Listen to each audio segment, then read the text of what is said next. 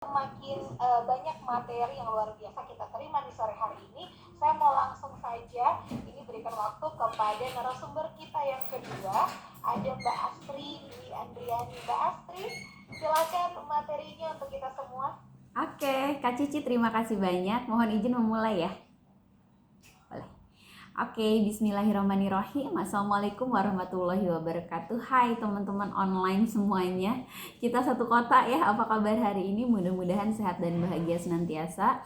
Perkenalkan, nama saya Astri Dwi Andriani dan bisa dipanggil Astri. Salam hormat saya kepada tadi yang sudah pemaparan duluan. Saya jadi mahasiswa barunya nih, Pak Hudan. Salam hormat ya. Nanti juga ada Kak Kiki, salam hormat juga Kak Cici. Aktivitas sehari-hari sebagai akademisi sama juga dosen di Fakultas Ilmu Komunikasi Universitas Putra Indonesia di BEPAS nih di Cianjur dengan tugas tambahan sebagai dekan ya. Pada kesempatan kali ini mohon izin share screen ya teman-teman. Saya akan ngebahas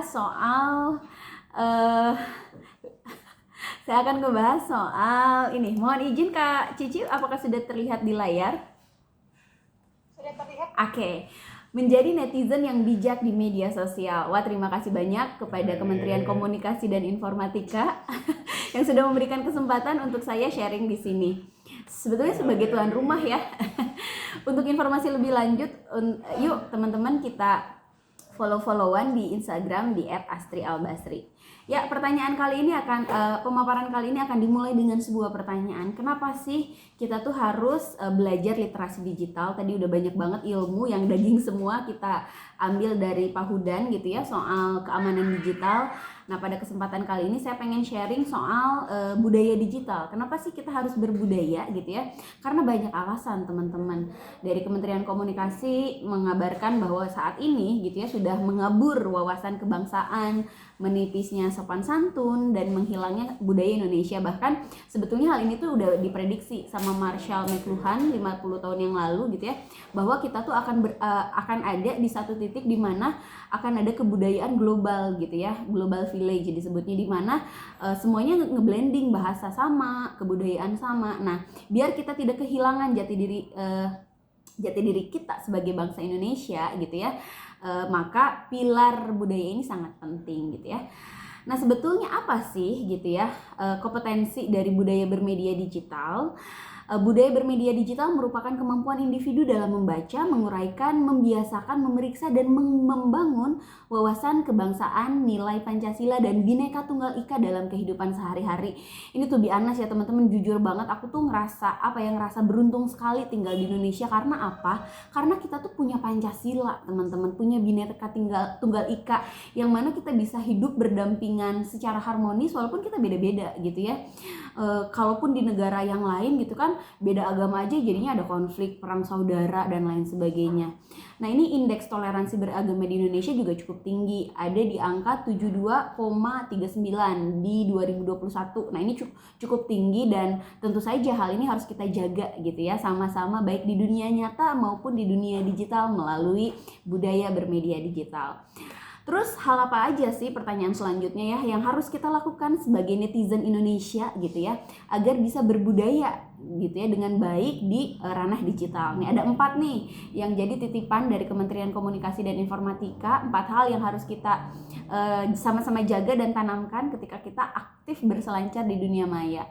Yang pertama, berbudaya digital, yakni budaya Pancasila.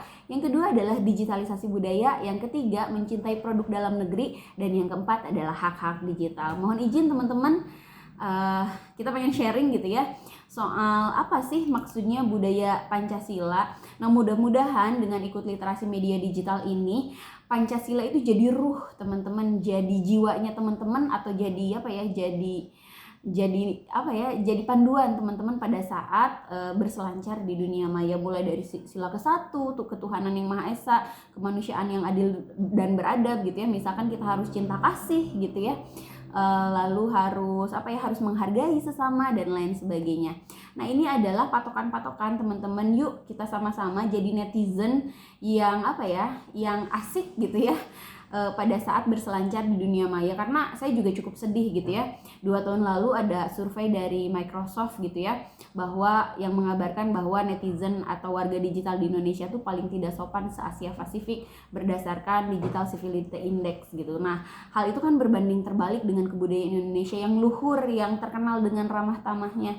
Nah, mudah-mudahan dengan dengan ikut webinar kali ini teman-teman termasuk mengingatkan diri saya sendiri, kita jadi ingat bahwa kita tuh berinteraksi dengan orang, bukan dengan barang nih. Walaupun ya kayak sekarang webinar saya kan ngomong di depan laptop, tapi di ujung sana gitu ya ada teman-teman manusia lain gitu ya yang harus dijaga hati dan pikirannya. Kemudian hormati aturan main di tempat kita gitu ya. Misalkan kalau teman-teman main game gitu ya, harus diperiksa rating video gamenya itu untuk semua umur, untuk dewasa atau untuk pelajar. Kemudian hargai waktu dan kuota orang lain nih, hati-hati teman-teman. Di sini ada nggak ayo yang nge-WA dosennya atau nge-WA gurunya pada saat jam 2 pagi atau jam 11 malam gitu. Nah, mudah-mudahan dengan ikut webinar kali ini kita juga bisa menjaga atau menghargai waktu orang lain. Lalu selanjutnya buatlah jejak digital yang baik gitu ya. Karena teman-teman seperti berjalan di atas pasir gitu ya.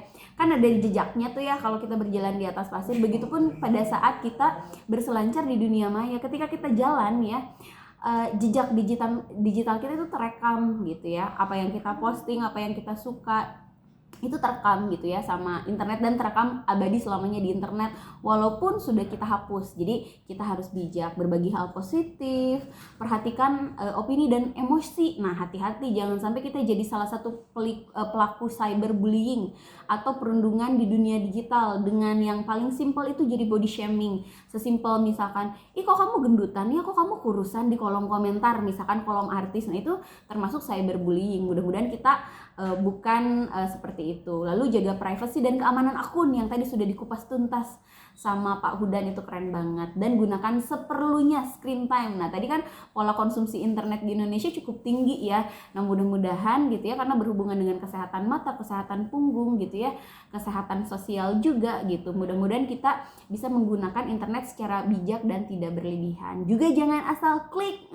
Tadi sudah diingatkan ya sama Pak Hudan soal phishing, pencurian data pribadi yang merugikan pengguna. Lalu kompetensi kedua yang juga harus kita lakukan gitu ya, biar jadi netizen yang berbudaya Pancasila gitu ya, adalah jati diri kita dalam ruang digital tidak berbeda dengan budaya non digital. Jadi yuk sama-sama kita promosikan gitu ya budaya kita gitu ya di ranah digital gitu. Sama misalkan seperti beberapa dekade yang lalu gitu ya, Barat menjadi acuan banyak orang gitu ya untuk budaya, untuk tren. Nah, kalau sekarang Korea, nah mudah-mudahan dengan netizen-netizen asik gitu ya yang menanamkan nilai Pancasila dan kebudayaan Indonesia tuh bisa jadi terkenal juga gitu ya di ranah digital dan internasional. Dan yang selanjutnya adalah kompetensi yang ketiga, cintai produk dalam negeri. Nah, tentunya kita sama-sama berharap bahwa bangsa Indonesia tuh bisa jadi tuan di negara sendiri. Dengan cara apa? Ya dengan cara kita support gitu ya barang-barang UMKM. UMKM Indonesia sekarang juga keren-keren kok, udah sebagian besar udah go internasional malah. Caranya dengan apa? Yang pertama, mengutamakan dan bangga menggunakan produk sendiri, bukan yang ekspor ya. Ekspor boleh, tapi lebih baik cinta gitu ya, kita support UMKM atau produk dalam negeri. Yang selanjutnya adalah memberikan feedback positif. Nah, teman-teman kita sama-sama tahu kalau di media sosial itu ada sistem algoritma gitu ya, media sosial yang sebenarnya ngerekam apa yang kita suka, apa yang kita follow, apa yang kita subscribe. Nah, biasanya itu disebut filter bubble ya, fenomena filter bubble. Artinya kita akan disuguhkan informasi yang itu-itu aja gitu. Nah, kalau misalkan kita biar kita cinta produk dalam negeri, yuk sama-sama follow, sama-sama suka, sama-sama komen yang positif gitu ya di produk-produk dalam negeri. Selanjutnya turut mempromosikan, kenapa enggak jadi pelaku usaha gitu, dan tidak mengkonsumsi berlebihan tentu saja ya. Dan yang terakhir teman-teman, kita tentu saja ya punya hak gitu ya secara digital, boleh hak berekspresi, menyebarkan informasi, boleh hak berkarya, tapi tetap ingat gitu ya, hak kita dibatasi oleh hak orang lain. Nah, tentu saja kita juga harus menjaga harus bertanggung jawab secara digital dengan menjaga hak atau reputasi orang lain, menjaga keamanan nasional, ketertiban masyarakat atau kesehatan dan moral publik. Nah, yang terakhir ini jadi kesimpulan, think before posting. Apa sih? Think itu singkatan teman-teman. Jadi sebelum share sesuatu di dunia maya, kita harus berpikir dulu apakah postingan kita itu true. True itu bener nggak sih? Kalau sudah jelas kebenarannya boleh gitu ya. Tapi kalau misalkan belum jelas kebenarannya, kita masih bingung, katanya, katanya gitu ya. Mendingan jangan gitu ya. Jadi jangan sampai kita jadi mata rantai penyebar hoax gitu ya. Yang selanjutnya think. Huruf kedua itu adalah helpful. Nah, apakah postingan-postingan kita di dunia maya membantu orang lain? Kalau memecah belah, nyinyir doang, mendingan jangan gitu ya. Yang selanjutnya illegal. Nah, apakah postingan kita itu nabrak nilai norma dan hukum yang ada di masyarakat? Kalau menyebarkan pornografi dan porno aksi, jangan teman-teman, ilegal ya. Tapi kalau positif-positif aja boleh. Karena apa teman-teman? Karena sadar nggak sadar, nggak suka nggak suka, kita sebagai netizen Indonesia gitu ya, terikat dengan undang-undang informasi transaksi elektronik atau UU ITE yang hukumannya nggak tanggung-tanggung teman-teman. Ancamannya sampai dengan 6 tahun penjara dan denda sampai dengan 1 miliar. Nah kan nggak pengen kan kita di penjara gitu ya, dihukum gara-gara postingan kita gitu ya, jempolmu harimaumu. And yang selanjutnya adalah necessary. Posting yang penting, bukan asal posting gitu. Jadi kalau posting yang penting-penting aja. Dan yang terakhir adalah kindness. Kindness itu apa ya? Baik.